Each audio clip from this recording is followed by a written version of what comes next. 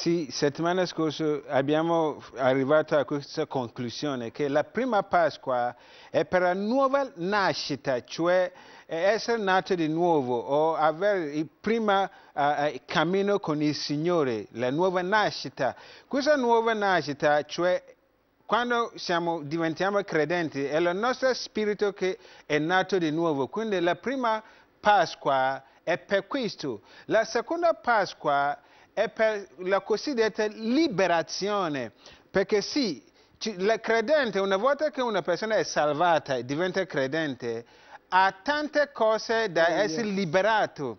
Per esempio, ha tante debolezze, tanti peccati che è da superare, perché nella lotta, la sua vita del passato, ci sono certe cose ancora difficili da uscire. Quindi la seconda chance, la seconda Pasqua è la liberazione che il credente abbia attraverso questa seconda opportunità. E non solo, ma anche questa seconda Pasqua, proprio nel caso di Lazzaro, il secondo Pasqua è per spezzare il mantello della morte, cioè per liberarci da qualsiasi maledizione generazionale, perché ci sono delle credenti che ancora subiscono delle maledizioni. Many limitations. E attraversano tantissime limitazioni. When a person is bound, Pastor, it means the person is trapped. Ci sono ancora tanti credenti che sono ancora legati. Quindi la seconda Pasqua è per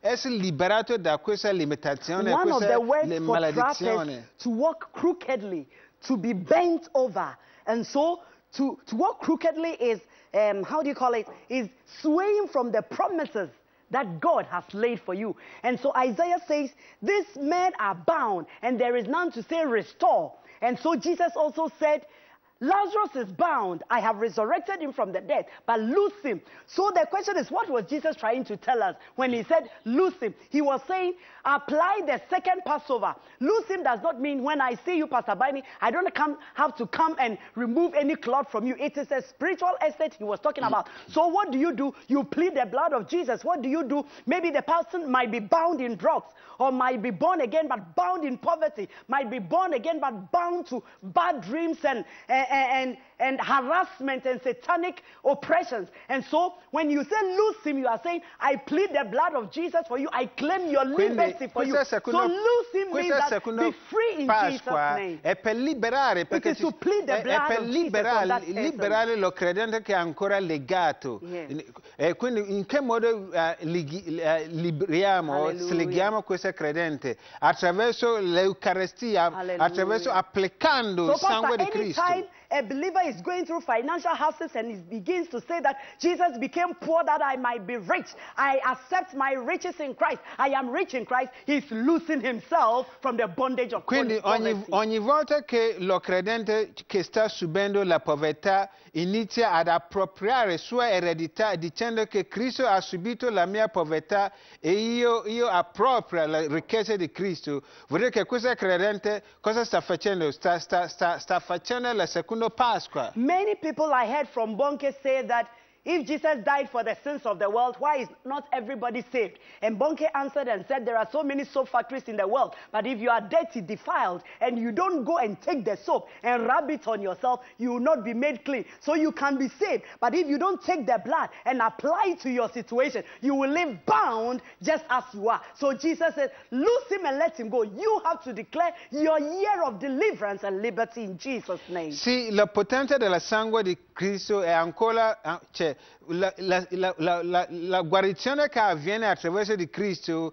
è ancora oggi forte. La questione è che dobbiamo prendere e applicare. È come se fosse uno che ha le sapone in proprio bagno. Se non alza le mani a prendere questo sapone per applicare, sarà sempre poco, ma quindi noi dobbiamo applicare, appropriare i benefici che abbiamo in questa seconda Pasqua per liberarci da qualsiasi limitazione. The second Passover was to give the believer, teach the believer how to walk in laying hold of his promises. Hallelujah. Quindi questa seconda Pasqua è per dare il credente l'opportunità di camminare nella sua eredità. In these times of crisis, when many people are being laid off, you say that I declare in Jesus' name that he who does not work shall not eat. The righteous shall live by faith. And so I live by the faith of the Son of God who died for me and not on my factory. You begin to make your confessions. Hallelujah. And even if you are laid off, you don't say the confession did not work, but you say what?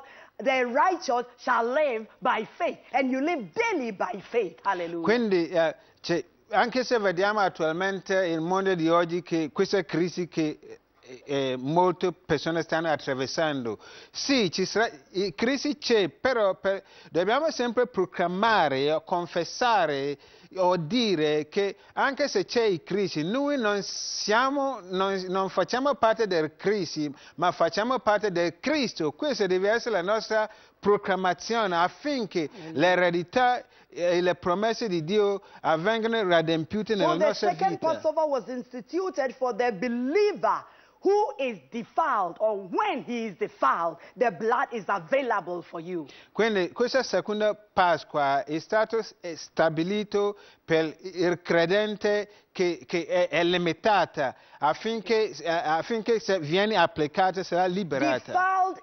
Defiled, the human being can be defiled in his mind.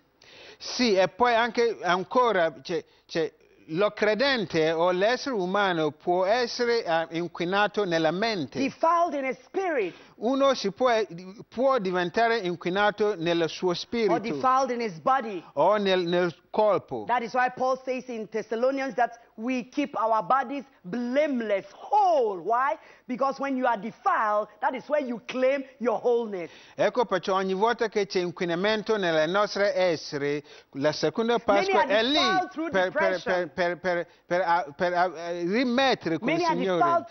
Ci sono molti che sono inquinati con la depressione. Sickness defiles people. Ci sono molti che sono inquinati dalla malattia. That is why when the man that was traveling from Jerusalem to Jericho was wounded, no priest came near him because he was wounded, and a wounded person with blood is defiled. Blood was a sign of defilement. Quindi malattia è un segno di inquinamento. Poverty is a sign of defilement. Povertà è un segno di inquinamento. And this morning I want to speak on one of the weapons through which Satan defiles the saints of God. Oggi vogliamo parlare su uno dei mezzi che Satana inquina il credente. And many have been defiled and bound, and because of the defilement, defile is to violate, Pastor. It is to corrupt, it is to rob, plunder, spoil. Molti credenti sono stati inquinati, la loro vita è stata inquinata, sono stati legati, il nemico sono stati derubati con violenza. In your life.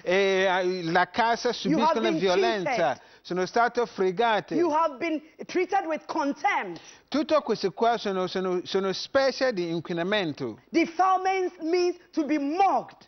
Essere inquinato vuol dire che essere disonorato. When the blessings of God are not able to be fulfilled in your life, the enemy is mocking you. Quando le promesse di Dio quando le eredità di Dio non vengono radempiute nelle vite del credente, vuol dire che il nemico sta ridendo al credente. And therefore Jesus Christ also laid promises for those that are being defiled. And this morning I'm here to declare wholeness into your spirit, soul, and body. If you have been violated, defiled, or if you are going through seasons of mockings, as the Bible calls it. Quindi oggi siamo qua per proclamare liberazione affinché riuscirete da qualsiasi inquinamento. My time is up. I don't know how many minutes we 2 have. minutes. They say we have 2 minutes. Okay. So the word to defile means, I said, to mock. And next week I would be treating on the second Passover.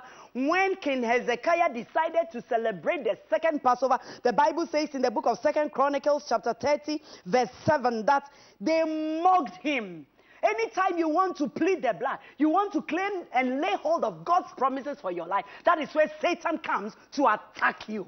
Sì, un altro significato dell'inquinamento è disdegnare. Ogni volta, tutte le volte il nemico cerca di intrecciare la nostra vita affinché noi non vediamo l'eredità di Dio. There shall be no sterile in my life. That month you get pregnant and you even lose your pregnancy because Satan is trying to tell you that Jesus is a liar and everything he said to you shall not come to pass. It is a season of mockery.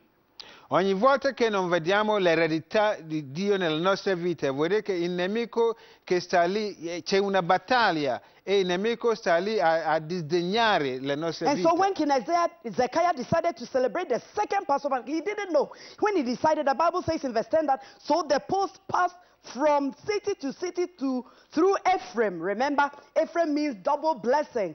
And Manasseh means forgetfulness. And even on to Zebulun. Zebulun means exalted, but they loved them to scorn. When people are okay, exalted, they begin to forget the blessings of God. When they have double blessings, they begin to forget. And when somebody is trying to come up with a small faith, they begin to mock the person. When you have got a house and another person is praying for years and does not have the house, you begin to tell the person, your prayers are weak. Are you sure there are no sin in your life? That is why God is not hearing you. It is a season of mockery. Quindi nella nostra proclamazione, la nostra preghiera è che qualsiasi disonerazione che proviene dal nemico vengono spezzate nel nome di Gesù. When he announced the Passover, they mocked him. Perché ogni volta che Dio proclama la seconda Pasqua, il nemico inizia a disdegnare. They are those that are already exalted, Pastor. They are those that have forgotten what God has done for them. And there are those that have double blessing. Chi sono quelli che diridono il credente? See you next week. We learn our time is up. And we'll be back with God laughs. When he laughs, we shall laugh. God bless you.